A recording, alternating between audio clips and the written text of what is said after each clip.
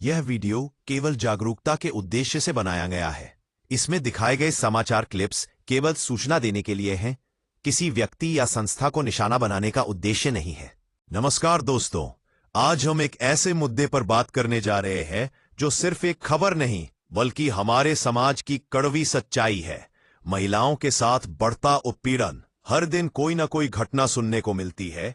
किसी के साथ सड़क पर छेड़छाड़, किसी के साथ ऑफिस में बदसलूकी, किसी के साथ होटल या बस में गलत व्यवहार। ये सिर्फ बाहर नहीं, घर से लेकर ऑफिस, होटल, सड़क, ट्रेन, बस, यहां तक कि रेल स्टेशन तक, हर जगह महिलाओं की सुरक्षा पर सवाल उठ रहे हैं। देश भर से कई दर्दनाक घटनाएं सामने आई हैं।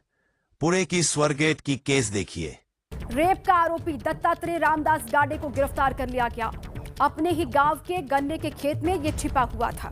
25 फरवरी के बाद से गन्ने के खेत में ये छिपा हुआ था, जिसके बाद देर रात 1:30 बजे इसको गिरफ्तार किया गया। ये उसी वक्त की तस्वीर भी आप देख रहे हैं। पुणे रेप केस का आरोपी दत्तात्रेय रामदास गाडे, जिसको गिरफ्तार कर लिया गया। अब देखिए पुणे में डिलीवरी बॉय रेप केस। एक 25 साल की युवती जो एक प्राइवेट कंपनी में काम करती है, शाम के 7:30 बजे घर में अकेली थी और दरवाजे पर दस्तक हुई। दरवाजे पर खड़ा था एक कुरियर बॉय, लेकिन वो ना तो कोई सामान लाया था, ना ही कोई डिलीवरी। वो लाया था हैवानियत, वो लाया था डर, जो कैमरों में भी कैद हो गया। बुधवार शाम करीब 7:30 बजे जब युवती घर में अकेली थी, तभी आरोपी डिलीवरी एजेंट बनकर उसके दरवाजे पर पहुंचा। युवती ने जब कहा कि उसके नाम कोई कुरियर नहीं है, तब आरोपी ने उसे साइन करने का बहाना बनाया और जैसे ही युवती ने दरवाजा खोला, दरिंदे ने उसके चेहरे पर स्प्रे कर दिया। पीड़िता कुछ समझ नहीं पाती, इससे पहले ही आरोपी ने उस पर धावा बोल दिया, रेप की वारदात को अंजाम दिया। अब आपने हाल के अपराध तो देख ही लिए, उन पर मुकदमे चलेंगे, केस अदालत में जाएगा और वहां सच्चाई सामने आएगी।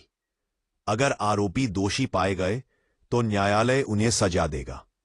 कुछ समय बाद वही लोग सजा पूरी करके बाहर आएंगे और फिर कई बार वही अपराध दोबारा करेंगे। फिर एक और केस बनेगा, फिर एक और हेडलाइन बनेगी और यह सिलसिला चलता रहेगा। कभी कभी पुलिस अपराधियों पर सख्त कार्रवाई करती है और मीडिया उसे न्याय के रूप में दिखाती है। अखबार के पहले पन्ने पर खबर आती है, इंस्पेक्टर ने महिला को न्याय दिलाया। लोग कुछ दिन खुश रहते हैं, लेकिन फिर वही दर्दनाक घटनाएं दोबारा सामने आ जाती है। आखिर ये बार बार क्यों हो रहा है? कभी सोचा है आपने? हमारे मोबाइल और इंटरनेट पर आज हर जगह अश्लीलता फैली हुई है। Porn websites, web series, short video, YouTube, Instagram और फेसबुक, सब जगह ऐसा कंटेंट भरा पड़ा है जो इंसान की सोच को गंदा कर रहा है। और सवाल उठता है, सरकार इन वेबसाइट्स को बंद क्यों नहीं करती? जवाब दुखद है, क्योंकि कई बार इन गंदे कारोबारों से बहुत पैसा कमाया जाता है और जब पैसा बोलता है तो सच्चाई अक्सर दब जाती है। देखिए, भ्रष्टाचार, करप्शन या पैसे खाना सिर्फ किसी एक स्तर पर नहीं होता।